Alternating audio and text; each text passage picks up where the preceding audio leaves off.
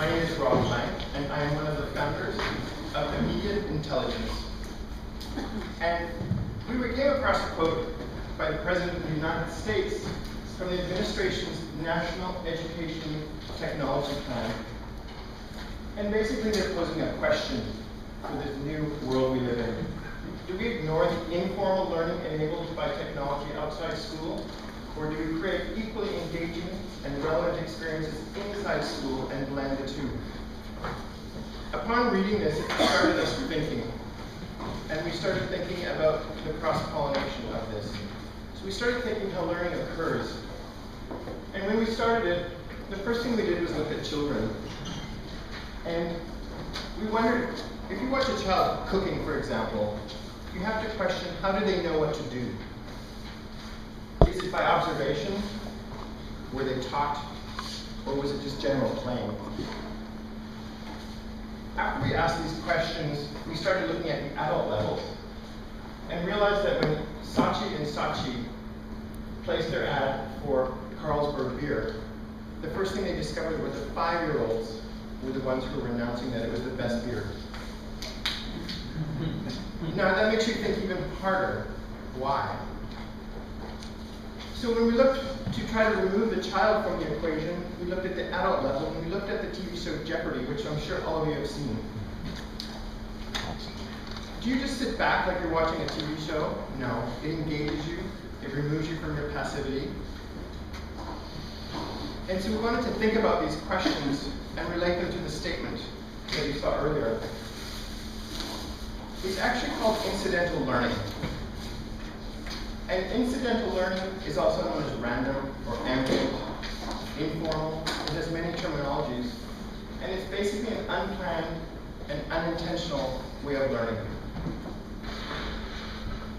It often occurs with little effort. And generally, it always occurs when you're unaware. So all of the people that were brought in this morning, you're sitting here watching our business plan presentations. But at the same time, I guarantee that you're learning about different accents from different countries. You're looking at different fashions that people are wearing. And you're learning other things other than what you're being told.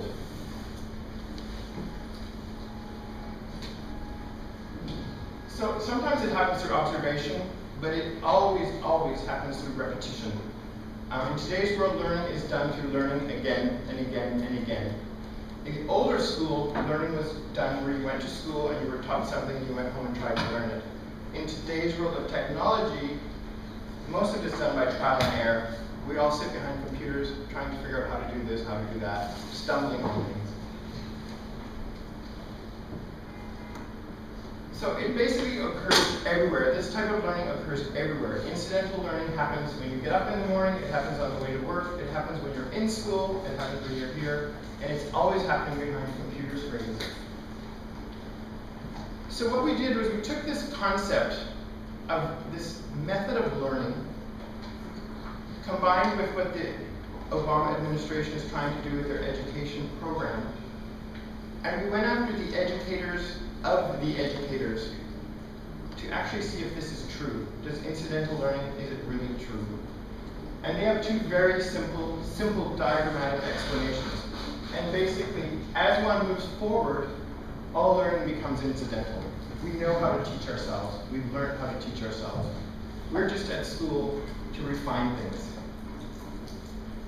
A simpler way of looking at it is if you look at all the methods of learning on the screen, you have non-formal, incidental, and informal, but that's 75% compared to 25% of formal learning.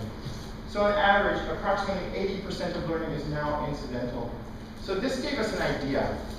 We sat back and we looked at educational screensavers. There are over 1.9 billion computers in the world right now. Think about it, 1.9 billion. Almost every school is now computerized. So we wanted to install animated screensavers in not only the schools, but enable you to have these in your home as well.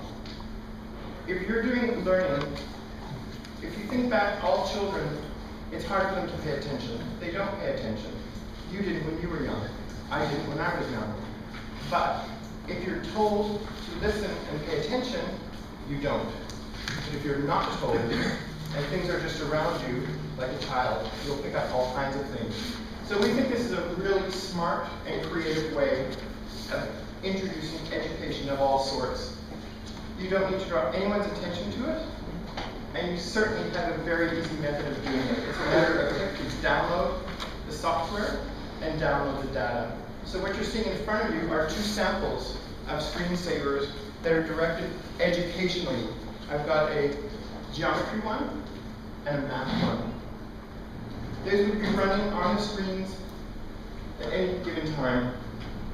So the business is very simple. It's the creation and the promotion and the sale of these products. Each screensaver depicts only one idea or one concept. Basically, think of it as an electronic flashcard in today's world. So, in all of the educational tools that are out there, there's numerous online interactive programs, but you will not find anything that is not passive. The product would be grade, subject, and class specific. So it could parallel for a child, for example, with what they're learning in school. If you have a child who's in grade 8 and he's studying geometry and he's having problems with it, you could buy the grade 8 package. And that package would have every concept that you could download on your computer, and your child would have it running all the time. The best part about this product is that it's adaptable. So if we were to sell this to schools, the schools would have access to adjust these according to their curriculums. They could remove concepts or add concepts, add graphics, remove graphics, make it more complicated or less complicated, depending on the degree of difficulty. The opportunity is basically proliferating all the computer screens. 83% of the children all have now work on computers, and they spend up to 10.5 hours a day in front of screens of sorts. And again, as I mentioned earlier, we're getting up to 1.7, 1.9 billion computer screens. That's for children, kids. That doesn't include the office. So we wanted to leverage this unused computer time. If you look at schoolrooms, when children are arriving at class or they're leaving, screensavers are on, but right now they're basically advertising the school's name, where it's a picture. It's the same in your house. When you leave your computer, you come back, you'll always see your screensavers. Most of you have pictures of your trip to Florida or your trip to the North or South Pole. The operation of it is very, very simple. It's basically an animated way of teaching or having someone incidentally learn something. It can be adapted to the degree of difficulty. So if you're, for example, targeting this at a 6-year-old, it can be very simple. It can be cartoonish. It can be simply graphic. Whereas if you're targeting it at a high school, grade 11, grade 12, you could make it much more complex. The programming would be layerable. So you can have a definition as you're seeing. You could have an answer to the definition. You could have a sample. You could have a more in-depth sample, probably up to 10 layers from a programmable point of view. I'm going to turn over to Mary Lou, who will talk about the rest.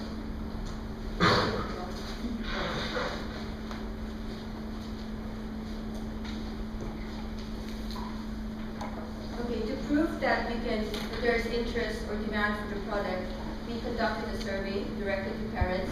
The highlights of the survey are customers are now the main learning tool. Parents unanimously agree that understanding of a concept requires 3 to 5 times. Majority will strongly consider using a FUSD application that can assist with achieving better understanding of concepts for their children. There was an even number of parents who were willing to pay $10 to $20 and even up to $50 for the application. We also conducted an interview with the Los Angeles School District, which is the second largest school district in the United States. This district alone has over 3 million computers in all the various schools. In the interview, they expressed high interest. They acknowledged that there was no competition for animated incidental learning tools, and they immediately requested to view the product.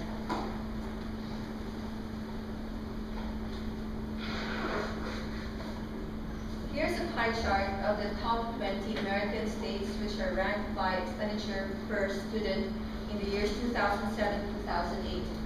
This serves as the basis of our marketing plan. In terms of geographic strategy, the initial target sales will be in the top 2 states that spend the highest, averaging at about $18,500. Our primary target will be the schools. Our plan is to sell up to 30% of the schools in the school districts in these 2 states in the first couple of years, and we will progressively cover selling in the rest of the schools in the same states for the succeeding years. This will be a continuous process that will be applied to the rest of the states in America. Our secondary market will be individuals. So the software will be available for sale in the company website. We will be using the social networking systems to advertise the product.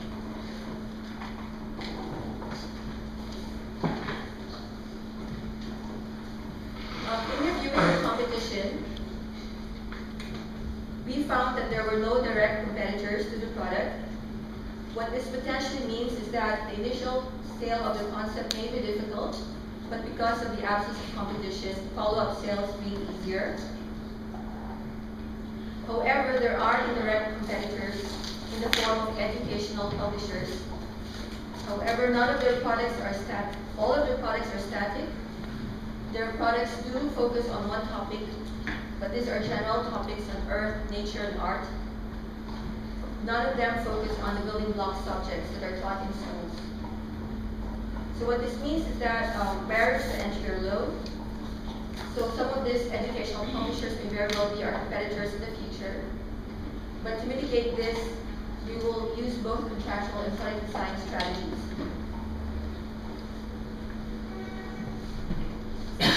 So in order to produce and sell animated educational screensavers, we will need 2 software engineers, 2 data collectors, 2 sales representatives, and $200,000 US. This will allow us to generate income by the second year. And based on our analysis, we believe this project is viable, it's innovative, and it benefits everyone who has visual access to it.